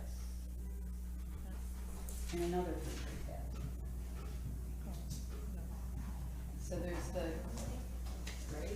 there's an 11 by 30 shelter, which was approved. Then there was an 8 by 12 concrete pad, which was in lieu of a 10 by 10 building, which was approved. But, oh, wait, no. The commission approved a 10 by 10 building, but instead there's an 8 by 12 pad? Is that what we're saying in that second? And there's no, and so there's no record that the commission approved the pad instead of, In lieu of. it's, okay. So, and then the same thing again, there's all kinds of things that they built in spite of what was approved. Well, maybe they should come in and explain all that to us. Yes. I would love I've to. seen the. I would love to hear that. Tower from 690, I've never seen the base of it though, just because it's kind of behind the commercial buildings, but. Yeah, maybe they should just come tell us why that happened. We're gonna hear some funny. Yeah. Oh, it wasn't me. That was after my time. So. Have them come in sometime. Just not. That would be old business, right, then, at that point? I think so, yeah. Okay. So we won't act on this tonight, but we'll seek more information to understand it better, and it can reappear.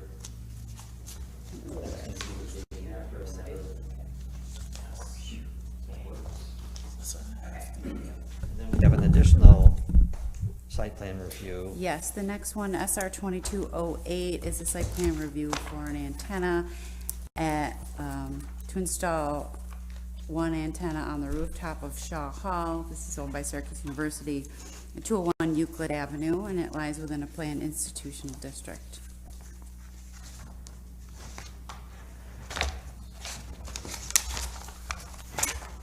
Okay, we say one, but there's two.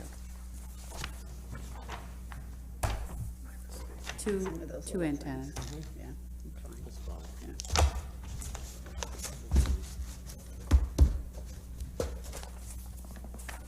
Anyone have any concerns about this? Nope, I'm all set. I would move to. Excellent, okay, and second? Second, sure. Discussion? All in favor, please say aye. Aye. Those opposed, say nay. Any abstentions? So that one is approved, and that is our last item of business, other than authorizations and adjournment? I just have one more item. Surprise application. No. Assistant Corporation Counsel Joe Barry had forwarded me an email to forward to you with respect to the rezone ordinance seeker notice of the draft generic environmental impact statement. So the Common Council did set a hearing date, as this letter states, so the commission, as an involved agency, can make comments. I did bring one hard copy, but I know I emailed it to you as well, at the advisement of the law department. So there's a hearing here on August 22nd. Comments are open until September 2nd. So if you wanted to make comments as a board or individually, you can do so however you would like. I just wanted you to know that you had until September 2nd to do that. So at our next meeting, if you decide to make them collectively and discuss them at your next meeting, you're still within that time frame. I can deliver them to the Common Council or back to our office in that time frame that's allotted. So that's all I want to say about that. What does everyone think? Commenting as a body? I think as a body, so keep the camaraderie, teamwork, make the dream work. So I can put this as a new business item on your next agenda. Yeah. Okay. Thank you. Let's give us another time to get together. And so then we have the original 4 for the 29th, but we've added a bunch. We've more than doubled, I think. Anyways, all the ones held open from this evening will migrate over to the 29th. Is there a motion to authorize those hearings for the 29th? Second. Discussion? Only discussion, could we not add more if we can at all help it? Thank you. Any other discussion? If not, all in favor, please say aye. Aye. Those opposed, say nay. Any abstentions? We're all set for the authorizations. And last item is adjournment. Is there a motion to adjourn at So moved. Second. discussion? All in favor? Aye. Aye. Opposed, nay. Abstentions, were adjourned. We come back on the 29th, 3 weeks from tonight. Say,